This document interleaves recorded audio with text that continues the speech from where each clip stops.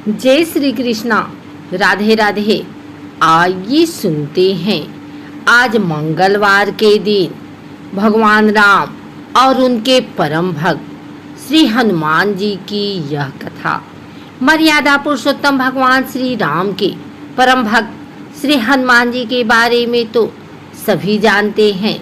यह भी जानते हैं कि दशरथ नंदन राम हनुमान के हृदय में बसते हैं। लेकिन क्या आपको यह पता है कि एक बार पवन सुत हनुमान श्री राम जी से ही लड़ने पहुंच गए थे।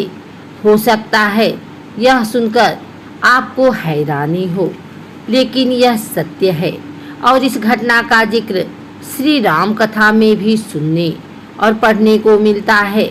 लेकिन इससे भी ज़्यादा हैरान करने वाली बात यह है कि पवन सुत जब श्री राम से लड़ने के लिए तैयार हुए तो उन्होंने सौगंध भी मर्यादा पुरुषोत्तम की ही ली।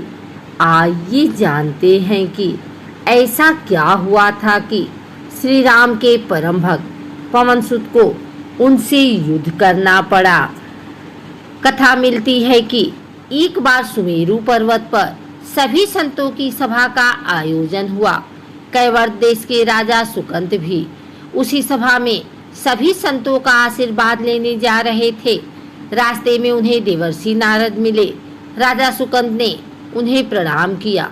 इस पर श्री नारद जी ने उन्हें आशीर्वाद देकर यात्रा का प्रयोजन पूछा। राजा सुकंत ने उन्हें संत सभा के आयोजन की बात बताई। इस पर नारद मुनि ने कहा, अच्छा है, संतों की सभा में जरूर जाना चाहिए। ऐसा कहकर सुकंत को जाने का आदेश दे दिया। सुकंत जैसे ही सभा में जाने के लिए प्रस्थान करने लगे, वैसे ही नारद जी ने उन्हें आवाज दी। इसके बाद कहा कि जिस सभा में जा रहे हो उसमें सभी को प्रणाम करना, लेकिन ऋषि विश्वामित्र का अभिवादन बिल्कुल भी मत करना। इस पर सुकंत ने पूछा कि यह तो उचित नहीं है। तब श्री नारद जी ने कहा कि तुम भी राजा हो, वह भी पहले राजा ही थे, अब संत हो गए हैं, मत करना प्रणाम। राजा सुकंत ने कहा, ठीक है, वैसा ही करूँगा। सभा के समाप्त होते ही विश्वामित्र जी श्री राम से मिलने पहुँचे। वहाँ पहुंचकर उन्होंने बताया कि उनका अपमान हुआ है। वह इसे भूल भी जाते, लेकिन यह तो संत परंपरा का अपमान है। राम जी ने पूछा, गुरुजी क्या हुआ? तब विश्वामित्र जी ने कहा कि मेरा अपमान हुआ है। राम जी ने पूछा, किसने किया? तब विश्वामित्र जी ने कहा कि जानकर क्या करोगे? इस पर श्री राम जी ने कहा कि गुरुजी, आपके चरणों की सौगंध लेकर प्रतिज्ञा करता हूँ, जो सिर आपके चरणों में नहीं झुका है उसे काट दिया जाएगा। कल सुबह मैं उसका वध कर दूंगा। श्री राम की इस सौगंध का जैसे ही राजा सुकंत को पता चला, वह नारद मुनि को ढूंढने लगे। काफी देर तक वह परेशान रहे, लेकिन नारद मुनि उन्हें मिल ही नहीं रहे थे। व्याकुल होकर जब वह रोने लगे, तब नारद जी प्रकट हुए। सुकंत ने हाथ जोड़कर उन्हें सारी बात कह सुनाई, साथ ही प्राणदान की विनती की। इस पर नारद जी ने उन्हें माता अंजनी के शरण में जाने की सलाह दी। यह भी कहा कि अगर उन्होंने तुम्हें बचाने का वचन दे दिया तो तुम जरूर बच जाओगे। लेकिन यह भी कहा कि वह किसी को यह नहीं बताएंगे कि नारद जी ने उन्हें यह सलाह दी है। राजा सुकंत के रोने की आवाज़ सुनकर माता अंजनी बाहर पहुंची। तब उन्होंने कहा कि माता, मुझे बचा ले, अन्यथा विश्वामित्र जी मुझे मार डालेंगे। इस पर माता अंजनी ने सुकंत को उनके प्राण बचाने का वचन दिया। उन्होंने कहा कि तुम शरण में हो, तुम्हें कोई नहीं मार सकता। इसके बाद राजा सुकंत को विश्राम करने के लिए कहा। शाम ढले जब हनुमान जी माता अंजनी के पास पहुँचे तो उन्होंने सारी बात बताई, लेकिन सुकंत को बुलाने से पहले पवन सुत से सौगंध लेने को कहा। तब श्री हनुमान जी ने कहा कि वह श्री राम के चरणों की सौगंध लेते हैं कि वह सुकंद के प्राणों की रक्षा करेंगे। तब माता अंजनी ने राजा को बुलाया। हनुमान जी ने पूछा, कौन है तुम्हें मारना चाहता? तब सुकंद ने बताया कि श्री राम उन्हें मार डालेंगे। इतना सुनते ही माता अंजनी हैरान रह गई। उन्होंने कहा कि तुमने तो विश्वामित्र जी का नाम लिया था। तब राजा ने कहा कि नहीं, वह तो मरवा डालना चाहते हैं, लेकिन मारेंगे तो राम ही। हनुमान जी ने राजा सुकंद को उनकी राजधानी में छोड़ा और श्री राम के दरबार में पहुँचे।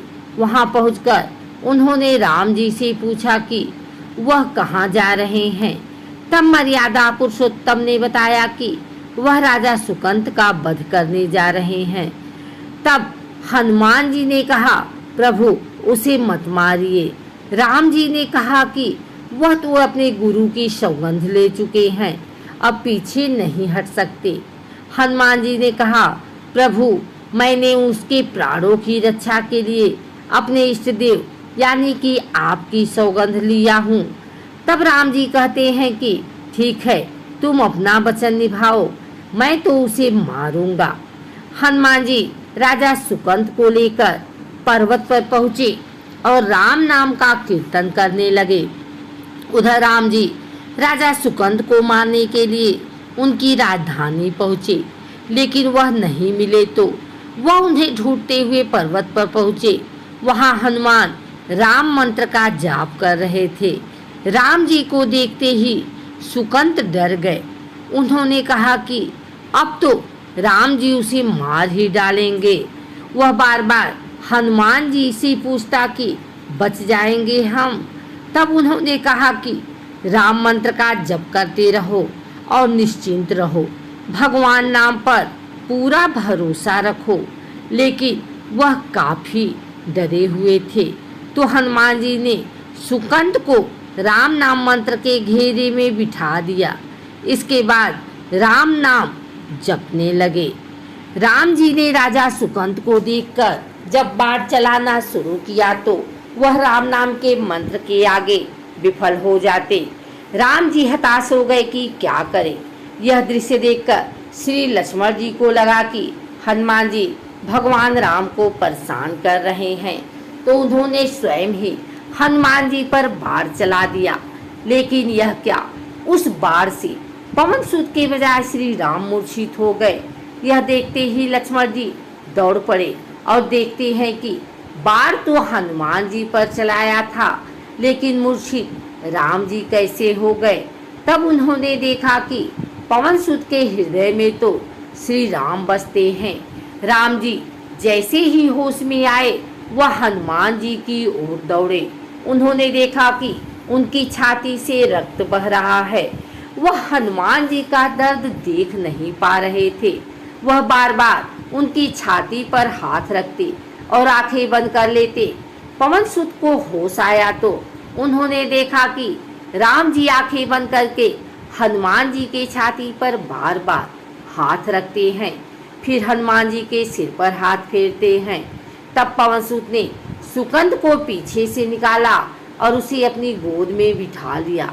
तभी राम ने फिर से हनुमान जी के माथे पर हाथ फेरा, लेकिन इस बार वहाँ पवन सूत की जगह राजा सुकंद थे। राम जी मुस्कुराए और हनुमान जी बोल उठे कि नाथ, अब तो आपने इनके सिर पर हाथ रख दिया है, अब तो सब कुछ आपके हाथ में है। इसकी मृत्यु भी और जीवन भी आप ही सुकंद के जीवन की रक्षा करें। राम जी ने हनुमान जी से कहा कि जिसे तुम अपनी गोद में बिठा लो उसके सिर पर तो मुझे हाथ रखना ही पड़ेगा, लेकिन गुरु जी को क्या जवाब देंगे। तभी हनुमान जी को विश्वामित्र जी सामने से आते दिखाई पड़े। उन्होंने राजा सुकंद से कहा कि जाओ, तब प्रणाम नहीं किया तो क्या हुआ, अब कर लो। राजा ने दौड़कर विश्वामित्र जी का अभिवादन किया।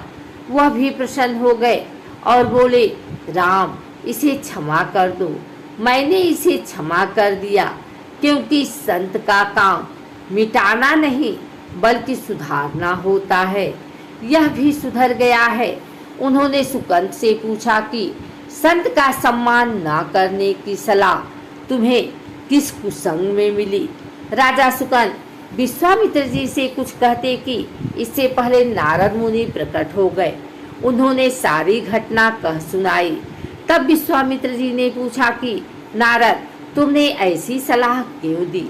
तब नारद जी ने कहा कि अक्सर ही लोग मुझसे पूछते थे कि राम बड़े या राम का नाम बड़ा, तो मैंने सोचा कि क्यों न कोई लीला हो जाए कि लोग अपने आप ही समझ लें कि भगवान से अधिक भगवान के नाम की महिमा है।